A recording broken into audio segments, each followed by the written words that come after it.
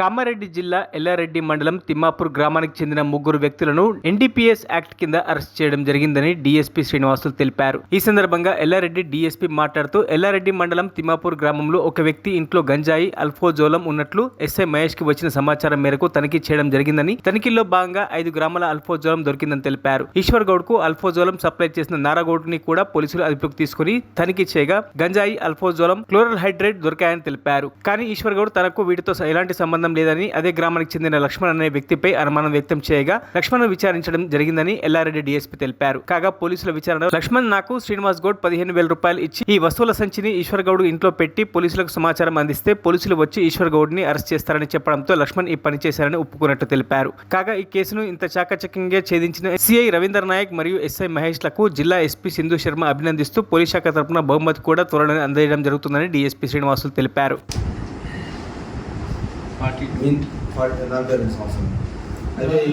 గ్రాముల అల్ఫాజోన్ రికవరీ అయింది. అదే నారాగౌడ్ నుంచి కూడా 5 గ్రాముల అల్ఫాజోన్ రికవరీ అయింది.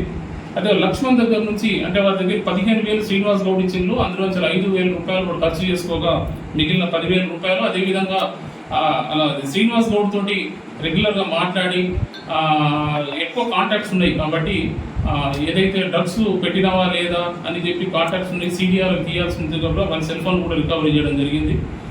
శ్రీనివాస్ గౌడ్ ప్రస్తుతం ఖరారులో ఉన్నాడు. అయితే దీనికి ఈ విధంగా కళ్ళు మామూలకు సంబంధించిన విషయాలలో ఈ శ్రీనివాస్ గౌడ్కు ఈశ్వర్ గౌడ్కు మధ్యన వీళ్ళు గొడవలు ఉన్నాయి.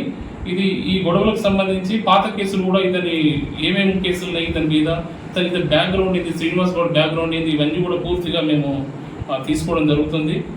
ప్రస్తుతానికి ఈ ముగ్గురిని ప్రస్తుతం ఈరోజు అరెస్ట్ చేసి ముగ్గురిని మాత్రం ఈరోజు కోర్టు ముందు పంపించడం జరుగుతుంది. అదేవిధంగా శ్రీనివాస్ గౌడ్ కూడా ఎట్టి పరిస్థితుల్లో అరెస్ట్ చేస్తాము. అదేవిధంగా అతని దగ్గర నుంచి ఇంకా ఏమైనా డ్రగ్స్ ముఠాతోటి ఏమైనా సంబంధం ఉందా, అతను ఎందుకోసం ఇక ఎక్కడ ఉండడం జరిగింది, ఏ విధంగా ఇవి తీసుకొచ్చిండు, ఎందుకోసం ఇక చేయాల్సి వచ్చిందనే విషయంలో కూడా పూర్తి వివరాలు నిజాయితీగా జెన్యూన్గానే మేము చేసి న్యాయం జరిగేటట్టు చూస్తాము. Thank you.